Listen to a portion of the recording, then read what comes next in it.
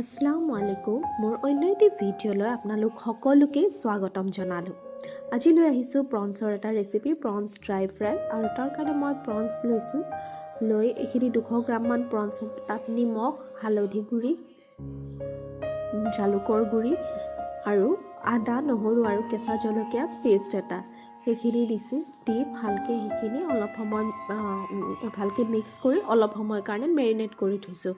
15-20 minute বা আধা ঘণ্টাও থ'ব পাৰি। ইফালে মই বাউল এটা লৈছোঁ, তাত 1 চামুচ ময়দা, 1 চামুচ কৰ্ণফ্ল'ৰ, পিঁয়াজ আৰু কেঁচা জলকীয়াৰ পেষ্ট এটা, হালধি গুড়ি, নিমখ, তাৰপাছত জালুকৰ গুড়ি, চেনি অকণমান আৰু জিৰা আৰু ধনিয়া গুড়ি, এইখিনি দি পেলাই লগত দিছোঁ গৰম পানী অকণমান আৰু এইখিনি ভালকৈ লাৰি মিক্স কৰি লৈছোঁ।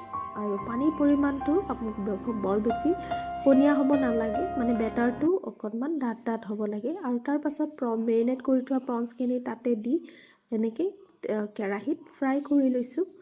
আৰু এইটোৱে আছিলে ৰেচিপিটো। আৰু এইখিনি ফ্ৰাই হোৱাৰ পিছত গৰম গৰম ভাতৰ লগত খাব বহুত টেষ্টি হয়। আৰু এইটো আছিলে ৰেচিপিটো। যদি আপোনালোকৰ ভাল লাগিছে, লাইক, কমেণ্ট, শ্বেয়াৰ কৰি দিব। মোৰ পেজখন ফ'ল' কৰি দিব। এতিয়ালৈ আহিছোঁ, আল্লাহ হাফিজ।